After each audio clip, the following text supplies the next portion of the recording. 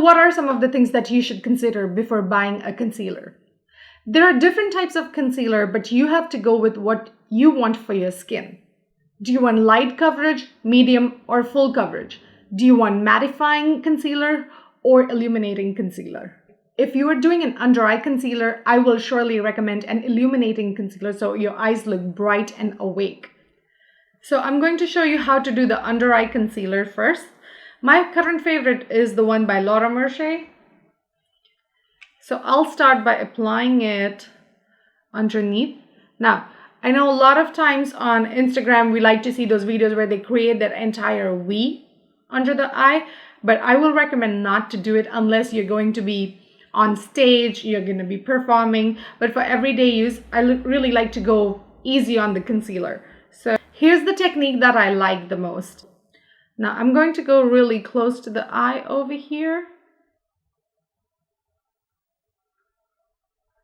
and blend it outwards. So I'm going to use a wet sponge like this. And this is used to cover larger areas. Same, you can use it on your cheek or forehead or around your mouth as well. Now this is a little bit of a larger sponge, but you can use a smaller sponge to blend it.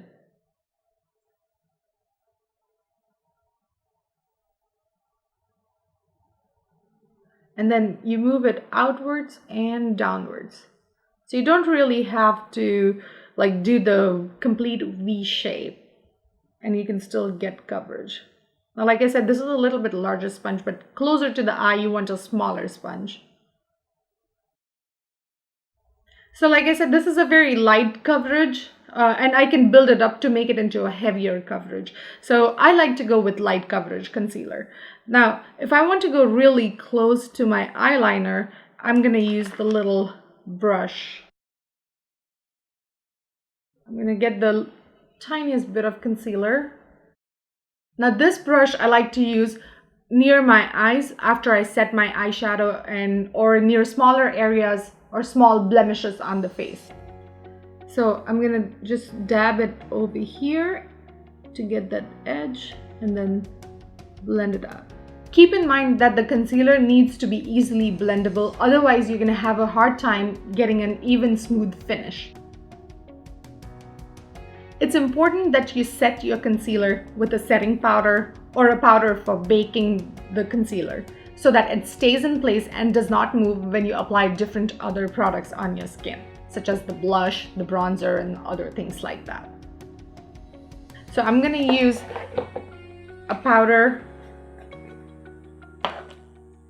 and just a little bit of product on my brush and dab it underneath my eye so it's set in place and it doesn't move.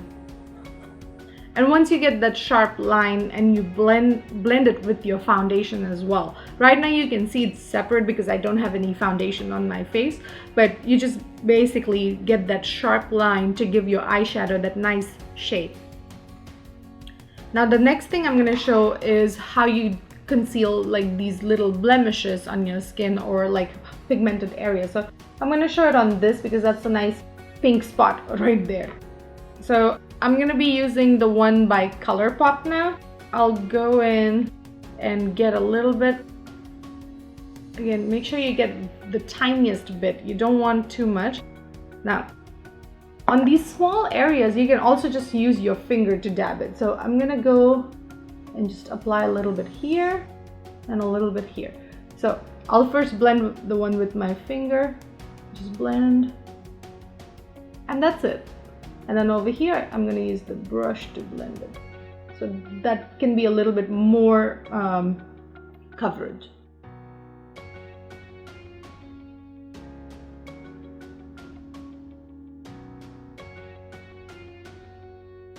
There you go. You don't see those pink spots anymore. The most important thing you want to consider is what should be the color of your concealer. Now, if you're going to be using an under eye concealer, you can go 1 or 2 shades lighter than your skin tone. Do not go lighter than that because that will just make your eyes look super whitish in comparison to your skin. But if you want the concealer for your skin on the rest of your face, then you should use the color that's going to be very close to your foundation color. Now, since there are multiple areas here, I'm going to use the Beauty Blender and just go in. Depending on where you want to use the concealer, the tools will be a little bit different from each other. And cover it up. If you're going to do it for the face, you can go with either illuminating or a regular or a matte effect. So that's how I've concealed my entire pigmented areas on the face. So these are my tips and tricks to purchase concealer and applying them, the tools that I use and different ones that I tried on. Check the links in the description box regarding the concealers that I've used and the different brushes and sponge I have used in this video. Like and share this video. Also subscribe to my channel, Makeup Simplified.